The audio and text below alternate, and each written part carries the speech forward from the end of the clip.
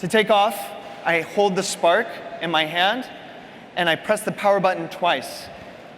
Spark starts looking for a pilot, and now that it recognizes me, it will automatically take off from my hand. Within seconds, I can get the Spark in the air. Now, it's flying, but I need to control it. I want to angle it around to get just the right shot that I want. So to do that, we designed an interface using the simplest control interface that we could think of. And it's not your smartphone. Take a look.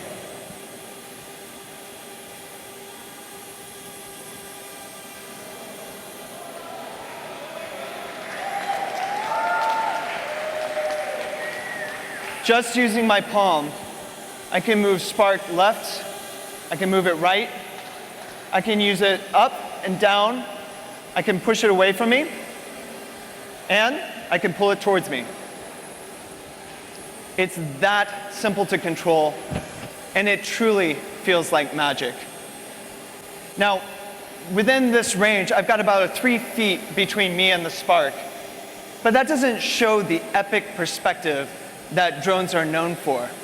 So in order to get that perspective, I'm going to tell Spark to fly a little bit further away from me, and I'll do that by waving.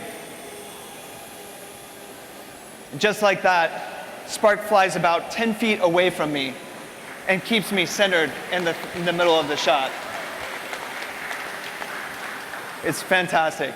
So I still want to be able to control my shot. This is maybe not the best background. I want to get those chandeliers captured behind me. So I'm just going to move.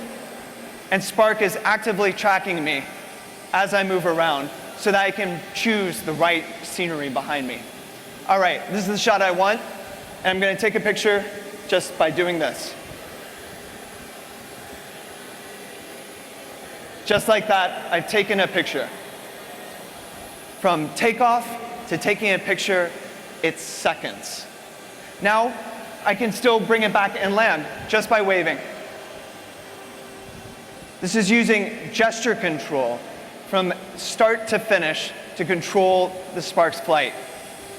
And I'll land it just on my palm.